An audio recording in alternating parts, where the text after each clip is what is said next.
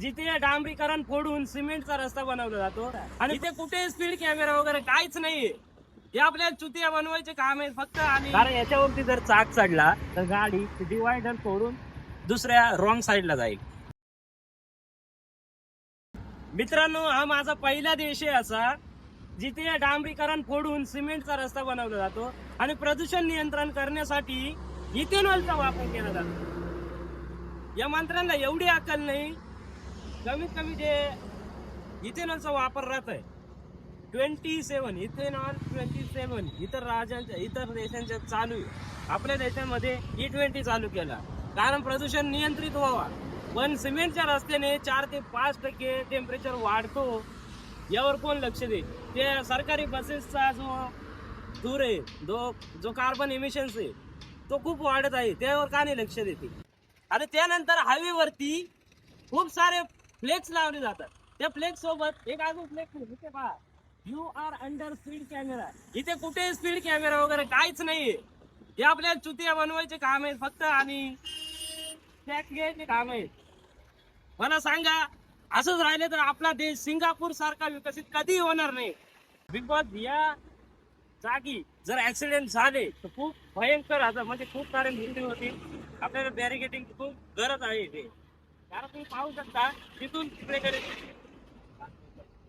त्या बाजूने जेव्हा एक गाडी येते इथे पास होते, तिथे टनलचं काम धुण्याचं काम चालू आहे. इथे जर मध्ये एक बॅरिकेड नसेल, समोरासमोर जर गाडी धडकली तर त्याचा परिणाम काय होईल हे तुम्हाला सांगायला नको. त्यानंतर आता मी तुम्हाला रात्रीचं दृश्य दाखवणार आहे की काय होऊ शकतं नक्की याच्यामुळे. ओके मित्रांनो, पुढे गोंदे MIDC आहे. त्या MIDC मध्ये जे मुलं काम करतात गोंदे तुम्हाला, ते लोक सकाळची तर बरोबर जातात कामावर, पण येताना रात्र होते. त्यांना हे माहित नसतं का आम्ही घरी पोहोचू की नाही. मी असं का बोलते तर तुम्हाला सांगतो. हे बा, हा रस्ता खूप छान दिसतोय. खरं तर रात्रीच्या वेळेला तुम्ही पाहायला हवं. जेव्हा आम्ही येतोय ना तेव्हा मनामध्ये एकच गाणं आठवतो, संदेश से आते हैं. त्याच्यानंतर लास्टची ओळ नाही का, मी वापस आऊगा. डेफिनेटली मोदीजी एकदम मस्त.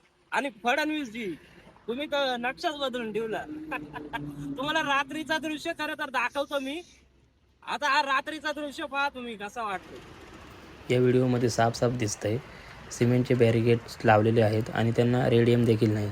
आणि सिमेंटचे लावल्या कारणाने खूप मोठा अपघात होऊ शकतो.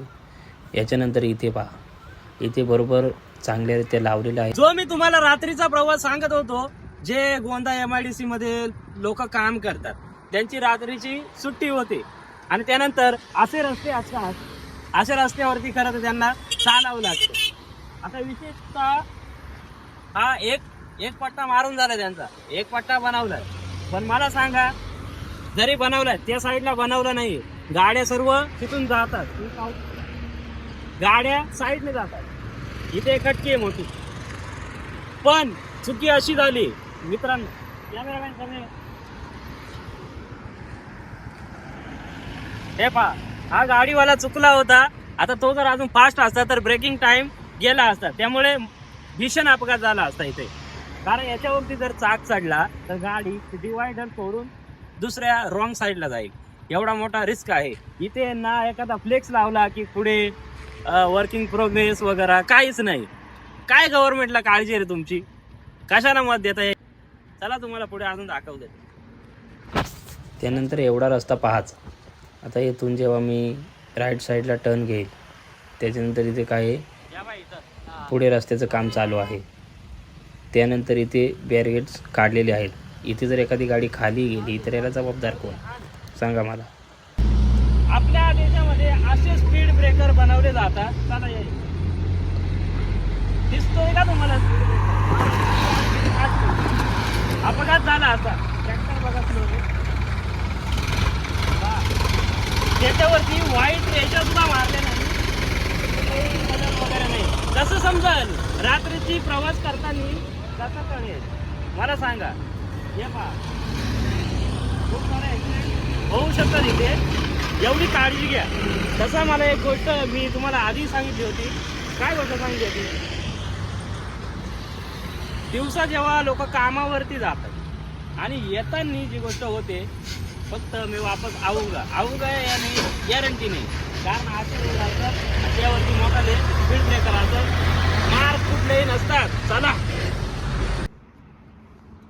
आपण आज रस्त्याचं प्रॉब्लेम पाहिले, त्यानंतर आपण जे गार्बेज आहे कचरा, त्या कचऱ्याचे प्रॉब्लेम्स, त्याचे जे व्यवस्थापन आहे कशा प्रकारे ते गोष्टीचा कचरा व्यवस्थापन त्यांनी केलाय ते मी तुम्हाला पुढच्या व्हिडिओमध्ये दाखवणार आहे. तुम्ही नवीन व्ह्यूअर्स आहेत, चॅनलही नवं आहे, चॅनलला सबस्क्राईब करा, आम्हाला सपोर्ट करा. आणि आम्ही म्हणजे आता तुम्हाला खूप काही दाखवणार आहे, जसं हा समृद्धी महामार्ग आहे याचाही व्हिडिओ लवकरच याच चॅनलवर येईल. सर्कलमध्ये खूप जास्त चुका आहेत. धन्यवाद.